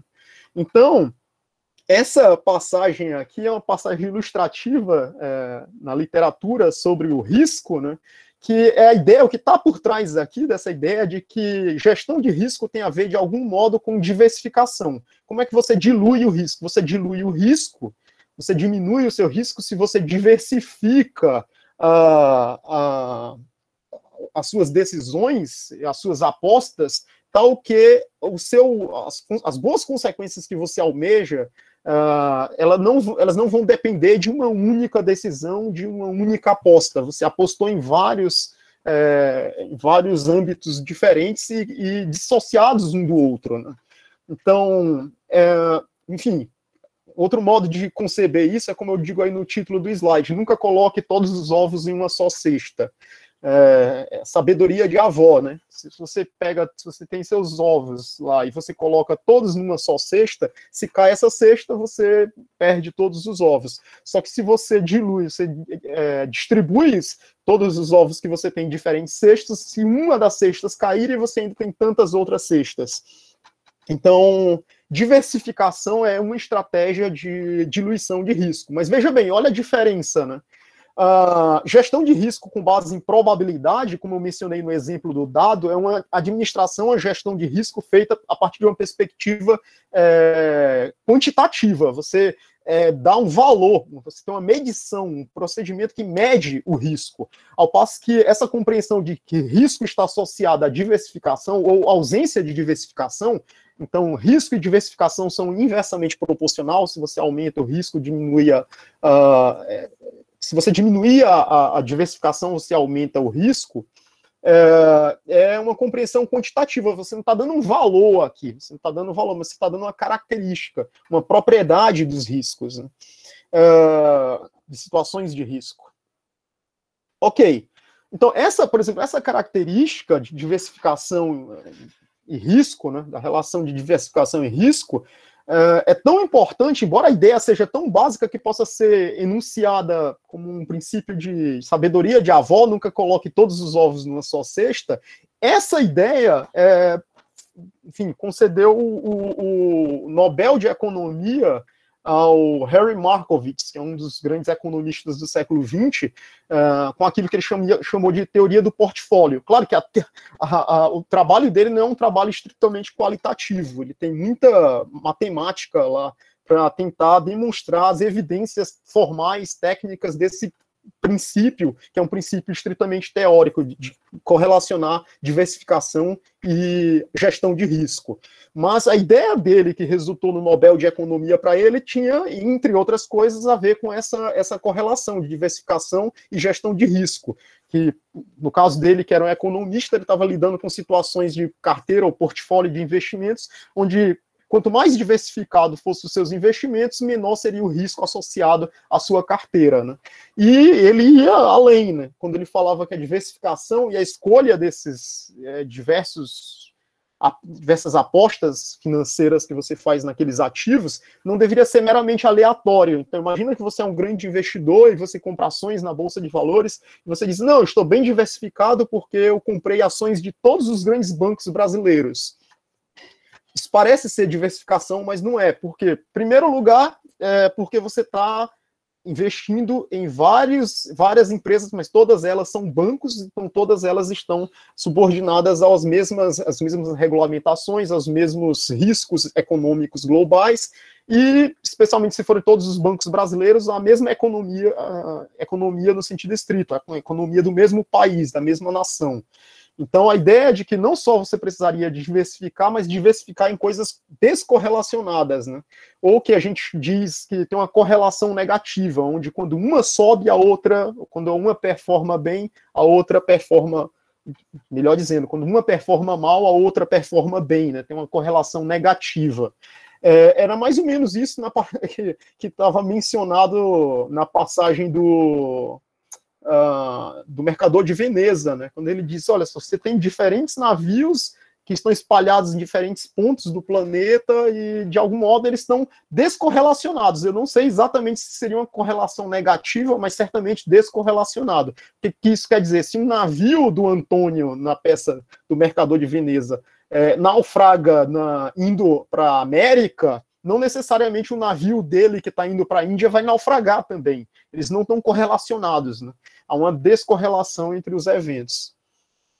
Então, isso é a ideia de que diversificação é uma propriedade importante na gestão de risco e no próprio fenômeno do risco, né? Quanto menos diversificação, maior risco.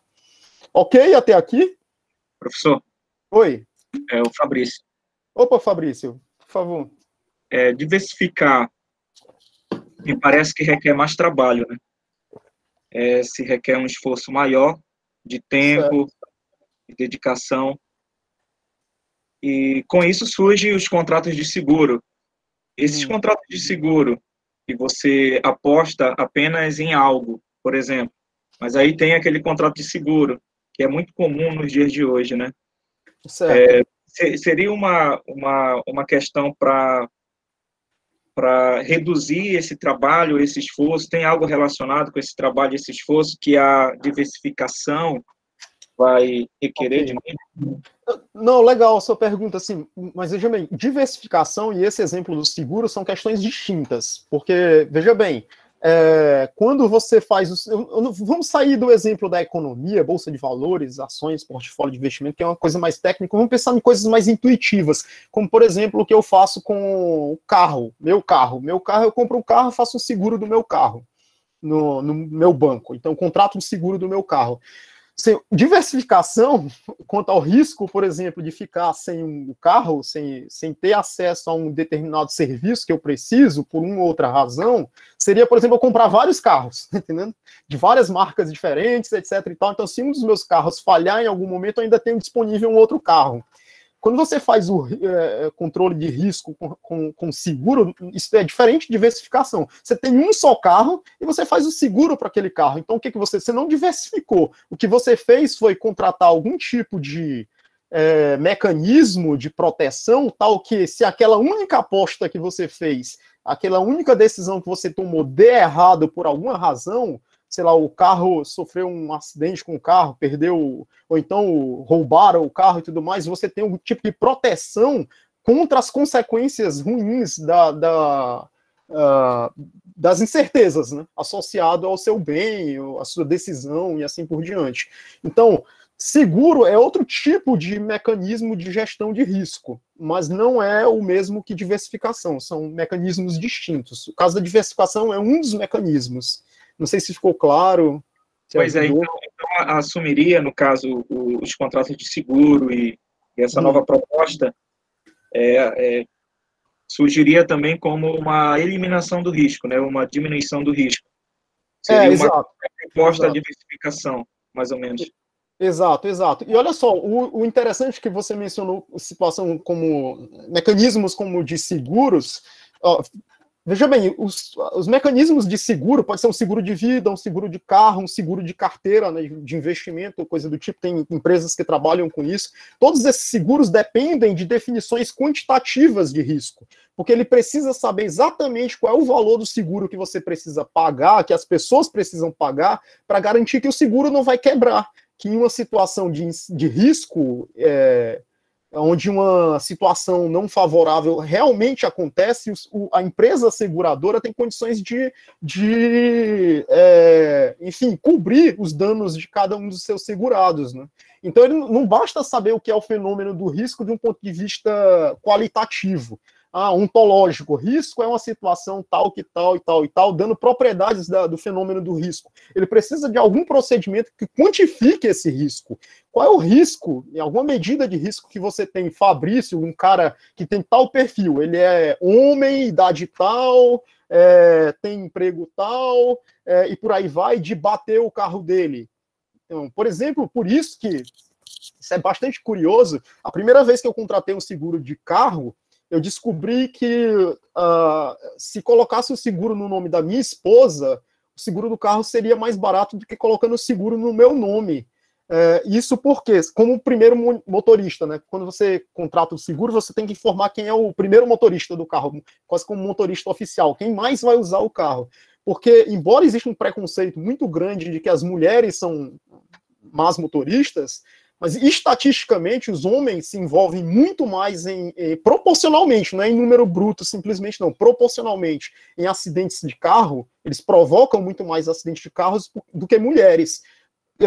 E isso tem a ver com o fato de que homens são mais imprudentes, né? São mais agressivos no trânsito. E mulheres têm uma direção defensiva mais frequente. Então, eles precisam de dados estatísticos para medir o risco. E, por exemplo, entre eu e minha esposa, ao contratar um seguro, ele saber, com base em estatísticas, ou seja, algum procedimento, mecanismo de gestão de risco, saber que eu, André, preciso pagar mais pelo seguro porque o risco de eu bater o meu carro é maior do que o da minha esposa, estatisticamente.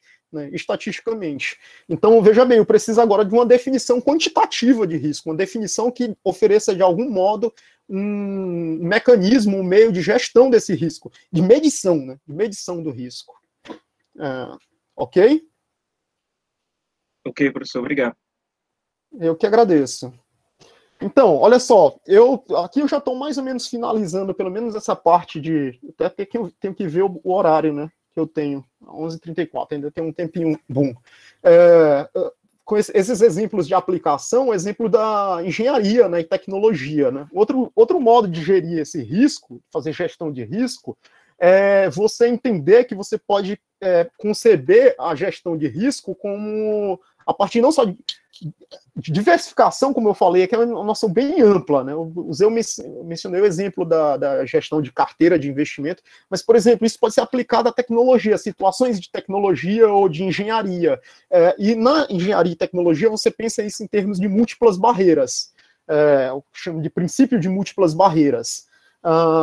Veja bem, o que é o princípio de múltiplas barreiras? Então, você constrói uma máquina, por exemplo, essa máquina... ela tem que, por exemplo, uma máquina elétrica que envolva eletricidade, você tem que lidar com o risco de um curto-circuito.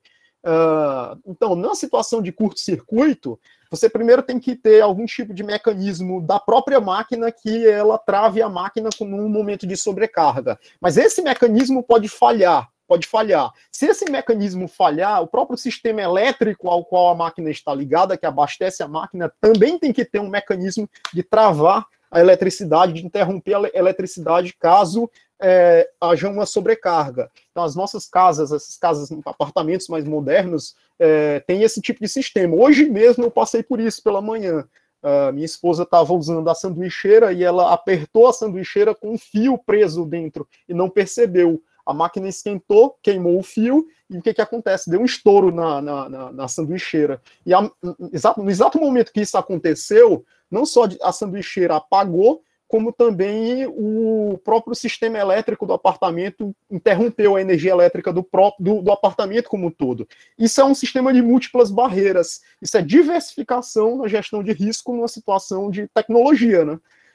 Um outro exemplo que eu coloquei na figurinha do Titanic, né? Isso é um exemplo de múltiplas barreiras que que deu super errado. Todo mundo sabe o final. Que você vê essa estrutura inferior do navio, ele tinha várias comportas, né, vários compartimentos, e esses compartimentos tinham portas entre eles, ou seja, você poderia interromper a comunicação entre um compartimento e outro. Então, quando o iceberg acertou o Titanic, ele perfurou o navio, que inundou a água, invadiu e inundou um determinado compartimento. Na teoria, eles poderiam fechar compartimento a compartimento, impedindo que a água invadisse todos os compartimentos e afundando o navio. Mas eles não tiveram sucesso em fazer isso. Esses mecanismos de múltiplas barreiras falharam.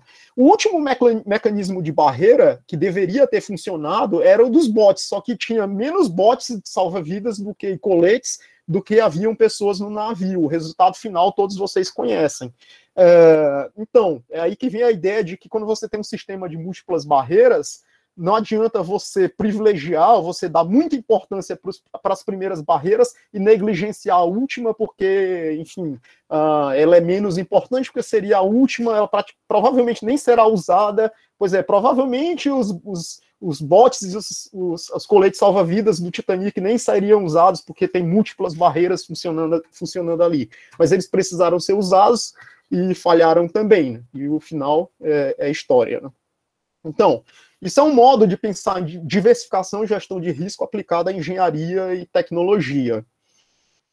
Existem outros mecanismos, como, por exemplo, margem de segurança, né? Margem de segurança, por exemplo, quando o engenheiro, a equipe de engenheiros que projetou a ponte Rio Negro, a ponte que está aqui ao lado da nossa cidade, ele tem que ter uma estimativa de quantas toneladas iam passar por vez sobre a ponte, em forma de carros, caminhões e por aí vai. Então ele tem que ter uma margem, ele não pode construir uma ponte projetada para aguentar exatamente aquela quantidade de toneladas.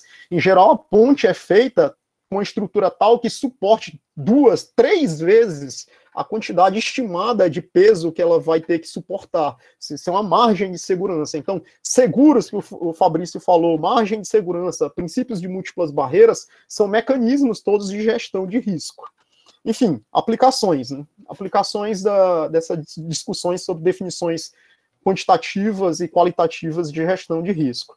Um exemplo final, com esse aqui eu vou terminar esses exemplos práticos, pelo menos, é a ideia de que isso aqui é um exemplo claro de mudança de mentalidade, né? Onde você sai dos nossos antepassados que consultavam um oráculo para tomar uma decisão na vida, ou sacrificavam um pássaro ou um bezerro para agradar os deuses, para hoje em dia você tem instituições que são respeitadas ou não, né, no mundo inteiro, que trabalham exclusivamente com gestão de risco. Na economia, todo mundo já ouviu falar, acompanhando o jornal, em órgãos como o Standard & Poor's, Moody's, o Fitch, né? Essas agências são agências de classificação de risco que elas funcionam exclusivamente para medir risco de investimento, desde empresas privadas, o setor da iniciativa privada, até investir em economias nacionais, né? Qual é o grau de risco de investir em na empresa brasileira A? E qual é, por exemplo, sei lá, a Ambev, né? Ou qual é o risco de aplicar seu dinheiro em títulos públicos brasileiros, no curto, médio e longo prazo?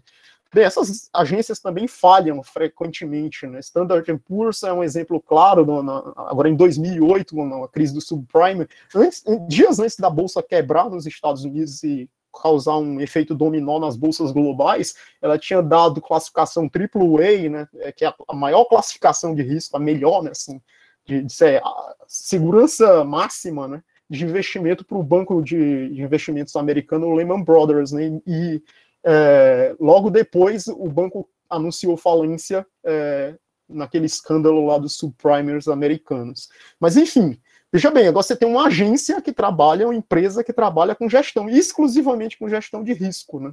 Assim, isso era inconcebível, né? Um homem da antiguidade, né? Que pensava que gestão de risco era risco e futuro é um capricho dos deuses, né? Ok. Vamos lá. Filosofia do risco. Então, saio desse âmbito das aplicações e volto agora para filosofia no sentido mais puro da palavra. Então, por quê? São duas perguntas aqui. Na verdade, 3, que no slide posterior tem a terceira pergunta. A primeira, por que uma filosofia do risco? Por que uma filosofia do risco? Qual é o interesse, né? Por que a gente vale a pena se dedicar filosoficamente ao estudo do risco? Primeiro, é o interesse puro no fenômeno, né? O interesse no fenômeno em si. A filosofia se interessa por tudo aquilo que faz parte da realidade. Então, a linguagem faz parte da realidade, por isso que a gente tem filosofia da linguagem. A religião é um fenômeno que faz parte da realidade. Nós temos filosofia da religião. A filosofia da arte é a mesma coisa. Então, tudo aquilo que pertence ao nosso entorno, à natureza, à realidade no sentido mais objetivo da palavra, e os fenômenos que nós, humanos, criamos, como, por exemplo, a ciência, as artes, a religião, as formas de expressões humanas, tudo isso é de interesse da filosofia em si mesmo, independente das aplicações e tudo mais, é interesse puro no fenômeno. E o fenômeno do risco é um fenômeno intrinsecamente associado à vida humana. Então, exatamente por fazer parte da nossa condição enquanto seres humanos, nós não sabemos o que será do nosso futuro, nós somos seres finitos, meio como os existencialistas, os heideggerianos falam, ser para a morte. Então a gente não sabe, eu estou aqui dando esse mini curso agora, eu não sei o que vai ser amanhã da minha vida, eu não sei o que será da minha vida daqui a um mês ou daqui a um ano, e a gente precisa tomar decisões extremamente importantes na nossa vida, independente de saber o que vai ser de nós no futuro. Exatamente por isso, né? Por não saber o que será de nós no nosso futuro, é que a gente precisa tomar decisões agora para se proteger dessa incerteza. Então, o fenômeno é extremamente importante. O fenômeno do risco, por si só, é um fenômeno que faz parte da natureza humana, da nossa condição de vida, e isso é de interesse filosófico. É de interesse filosófico conhecê-lo e, de algum modo, compreendê-lo, né? Também a importância da gestão de risco não só tem esse aspecto do interesse puro, mas do interesse prático, né? Foi exatamente esse movimento que ocorreu de compreensão do risco, do fenômeno do risco, não só qualitativamente, mas quantitativamente, que permitiu uma melhoria considerável da qualidade de vida, com o desenvolvimento de tecnologia, a melhoria da engenharia, a medicina também faz amplamente uso de decisões sobre incerteza, o crescimento econômico, o crescimento tecnológico, tudo isso é derivado da nossa compreensão da gestão de risco. Então, se os seres humanos, os nossos antepassados, não se preocupassem fortemente e seriamente a criar teorias sistemáticas sobre gestão de risco, provavelmente a medicina não estaria no ponto que está, a economia não estaria no ponto que está, o progresso tecnológico também não, e assim por diante. O exemplo que eu dei, claro, foi o exemplo da fome, né? A fome para os nossos antepassados mais remotos era uma condição terrível em que eles se encontravam e que eles não tinham poder cognitivo, domínio da natureza para enfrentá-lo. Hoje em dia há uma compreensão ampla de que o problema da fome é um problema político. Não é porque a gente não tem condições de dominar a natureza a ponto de alimentar toda a população do planeta, é porque não há interesse político em fazer isso, não há um empenho político sério de realizar essa empresa. Enfim, essa ideia de que a fome é um problema político, não é um problema de risco, de domínio de natureza, isso é produto do avanço tecnológico, do avanço da qualidade de vida nossa, e isso está associado, entre outras coisas, à nossa capacidade de gestão de risco. Então, a segunda pergunta é o que seria uma filosofia do risco? Então, de algum modo, a gente já sabe que a filosofia do risco é importante, é relevante. Mas o que seria essa filosofia do risco? A filosofia do risco aqui emerge como uma espécie de teoria filosófica sistemática que tente compreender o fenômeno do risco e de decisões sobre incerteza sobre várias perspectivas, que são ontológicas, epistemológicas, éticas e assim por diante. Então ela opera a filosofia do risco como uma espécie de subtópico de várias disciplinas clássicas da filosofia. Quando você quer saber o que é o risco, você está dando uma resposta para a descrição qualitativa ou quantitativa de um fenômeno, você está dando uma resposta de natureza ontológica ao fenômeno do risco. Se você quer falar sobre como nós obtemos conhecimento sobre incerteza, isso é uma discussão epistemológica sobre o risco. Se você está interessado sobre as consequências éticas da nossa gestão de risco, você está fazendo uma filosofia moral sobre o risco. Por exemplo, até que ponto é legítimo tomar decisões que imponham risco a outras pessoas? Isso é muito sério, né? Então, por exemplo, hoje em dia todos os governos estaduais, nacionais, mundo afora, estão tomando decisões a respeito desse contexto pandêmico, onde essas decisões têm consequências, e algumas consequências delas é colocar parte relevante da população em condição de risco. Então, tem implicações éticas associadas à gestão do risco, implicações éticas extremamente sérias. A gente está vivendo essa condição, sabe bem do que eu estou falando, e isso não pode ser ignorado por uma filosofia do risco. Ok, uma terceira pergunta é se uma filosofia do risco ela deve ser normativa ou descritiva. Bem, eu falei de pelo menos duas abordagens dessas teorias sistemáticas sobre o risco. Uma abordagem que é montada dentro de um paradigma que eu chamei de racionalista, que supervaloriza essa capacidade racional humana de tomar decisões com base em evidências, e isso está presente em muitas das teorias sistemáticas do risco da modernidade, do renascimento e modernidade. E veja bem, essas teorias, quando você pensa nelas, muitos dos teóricos que elaboraram pensavam nelas como descrevendo o comportamento humano diante do risco.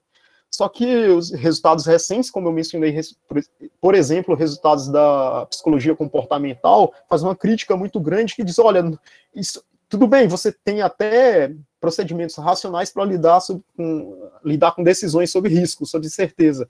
Mas, veja bem, isso não é como nós normalmente decidimos nessas situações. Seres humanos são perpassados por vieses que manipulam as nossas decisões, dependendo de como é dado o contexto, ou é formuladas alternativas, alternativas sobre as quais você vai ter que decidir e tudo mais. Então, esses teóricos, eles vão pensar nessas teorias racionalistas não como teorias descritivas sobre o comportamento humano, mas como teorias normativas. São teorias sobre as quais, ou que, pelo menos, o objetivo delas deveriam ser traçar procedimentos racionais de decisão, mas não dizer como nós efetivamente decidimos. É como nós deveríamos decidir, né, em outras palavras. Então, é isso, assim, essa ideia de filosofia do risco descritiva é uma filosofia que pretende apresentar decisões, as teorias sistemáticas de decisões sobre o risco, como se fossem teorias de como nós decidimos. As normativas é como nós deveríamos decidir, não necessariamente como nós decidimos. Tem alguma dúvida até aqui? Alguma pergunta? Professor André, eu tenho uma dúvida. Com relação, por exemplo, agora nesse exato momento, a gente está trabalhando, a gente está praticamente vivenciando situações que, muito obviamente, vão haver risco, é a questão de pandemia, então, de curto e médio prazo, de alguns anos, mas eu fico pensando com relação a como é que a gente poderia trabalhar esse risco, ou o que se é que já tem algo produzido relacionado a risco, e o que poderia se articular filosoficamente, com relação a algo de longo prazo. Eu estou pensando em termos de aquecimento global e de emergência climática. Como é que a gente poderia articular essas reflexões filosóficas relacionadas a risco com relação ao crescimento global, ou se já tem, o que a gente pode obter de relação, o que tem de literatura, o que você poderia, de certa forma, comentar também, se quiser, com relação a isso. Não, tem estudos, certamente tem estudos, vários dos estudos, por exemplo, muitos dos estudos que os cientistas fazem sobre o aquecimento global levam em consideração as consequências do aquecimento. Primeiro, eles têm procedimentos para medir, né, variações climáticas, etc. e tal, e para estimar as consequências dessas variações. Por exemplo, quando você vê aqueles estudos de numa situação de todo o gelo dos polos fosse derretido, quais cidades litorâneas seriam submersas, com um aumento do nível do mar. Então, você não só tem estudos científicos sobre que quantificam essas mudanças climáticas, como tentam fazer estimativas a respeito das consequências dessas mudanças e tudo mais. Todo esse pessoal que trabalha com isso está fazendo, de algum modo, gestão de risco, né? Eles indicam, apontam na direção de possíveis soluções. Você, para gerir esse risco, você precisa que as economias globais se comprometam com determinados acordos que reduzam poluentes em tal e tal nível, etc. e tal. Então, existem estudos científicos amplos sobre essa discussão. Isso é uma discussão sobre gestão de risco também.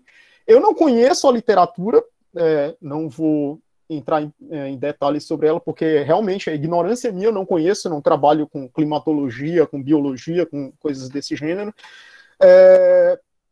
então não saberia indicar trabalhos específicos, embora eu acho que não seja algo muito difícil de encontrar na internet hoje em dia, coisas sérias, não é bobagens, como tem mais bobagem do que coisa séria na internet. Mas você tem razão, isso é um outro exemplo de discussão sobre gestão de risco. Isso é outra aplicação sobre âmbito de estudos sobre gestão de risco.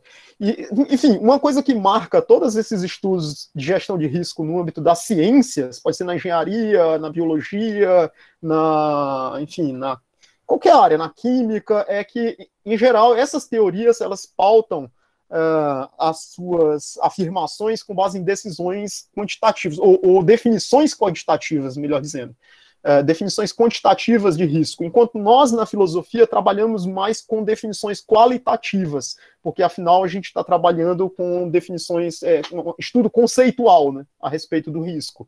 Mas, obviamente, aí a importância de ter um certo domínio sobre esses resultados técnicos, quantitativos, é porque muitos, a maioria desses resultados técnicos, eles têm não só pressupostos filosóficos que vale a pena serem discutidos, como eles também têm consequências filosóficas. Então, a descoberta de alguns resultados técnicos na teoria da probabilidade, na teoria, na estatística, na psicologia comportamental, mas todos esses resultados, eles têm consequências na nossa compreensão filosófica sobre a noção de risco. E é por isso que eu vou fazer uma espécie de jogo com esses resultados. Eu vou apresentar alguns resultados que foram derivados da probabilidade, da estatística, alguns experimentos da psicologia, e tentar extrair deles aquilo que eles têm de filosóficos, né? Não só nos seus pressupostos, mas também nas suas consequências.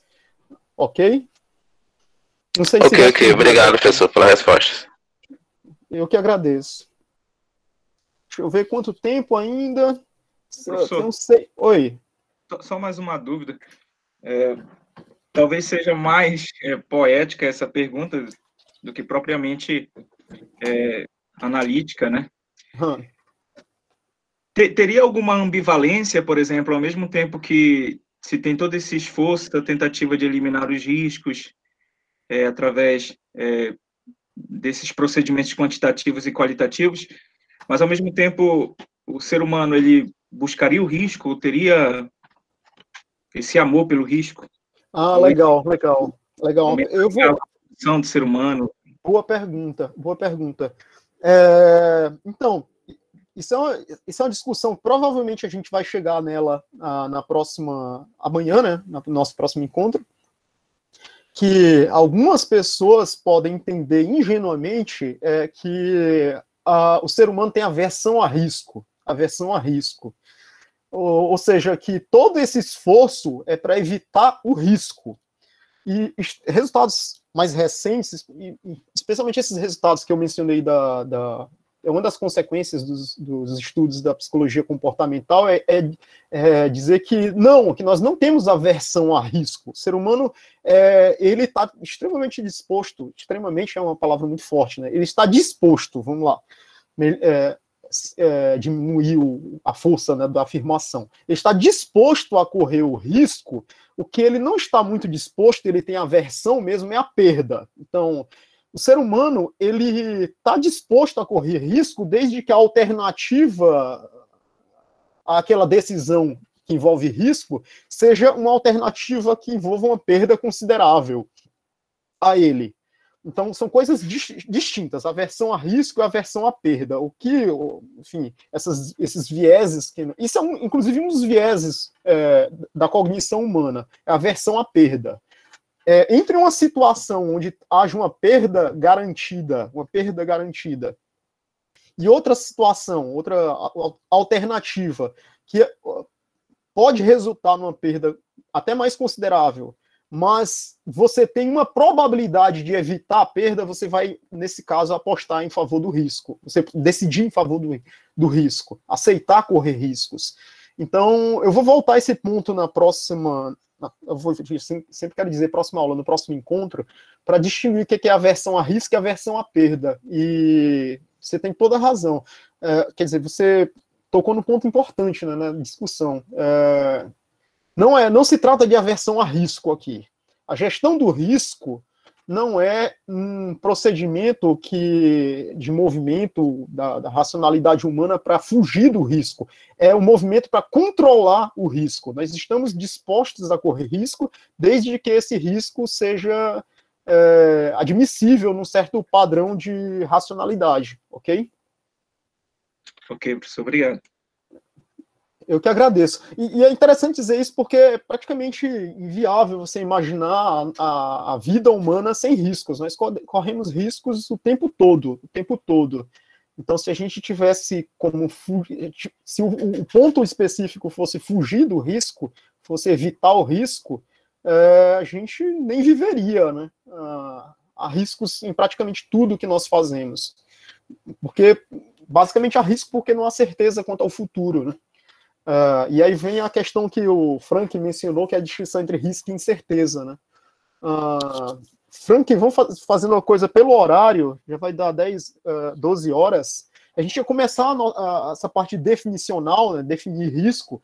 A minha ideia era fazer a apresentação, fazer um passando, né, uma apresentação geral que distinguisse definições e apresentasse algumas definições qualitativas e definições quantitativas de risco, mas se não vai ser possível agora, eu vou ficar devendo isso. A gente começa a partir desse ponto 2, definicional, e aí eu já vou depois encaixar essa discussão epistemológica de distinção entre risco e incerteza.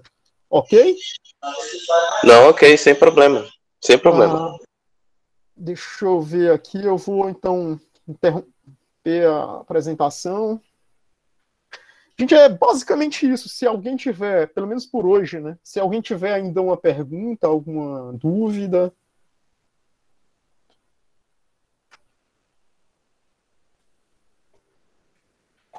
Tá tudo ok, então. Obrigado, Malu. Eu não sei se o Theo está aqui com a gente, eu vou então devolver a palavra para o organizador do evento. Né? Obrigado, André, cara, muito obrigado. Não consegui acompanhar tudo, tive que resolver algumas coisas, mas achei bem interessante a sua abordagem, achei bem interessante o tema que você trabalhou, muito bacana. Queria agradecer a presença de todos, avisar que agora às 14h a gente continua a nossa programação com as mesas de comunicação. Depois, às 5h, nós temos a palestra, né, a conferência da professora Ivanete Pereira, nossa colega aqui da UFAM. E às 7h nós temos a palestra, né, a conferência da professora Agatha Bacelar, da UNB. Hoje é o dia de Antiga, aqui na Semana de Filosofia. Eu queria só pedir uma última coisa para vocês.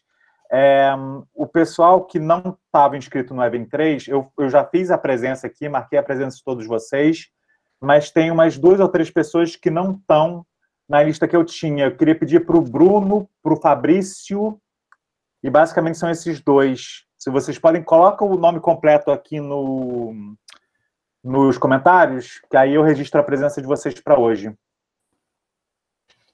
Ô, Theo, eu só pedindo licença porque o pessoal está aí agradecendo e parabenizando. Só queria também devolver o agradecimento a todos que participaram hoje. Enfim, agradecer as perguntas que o pessoal fez ao longo da apresentação.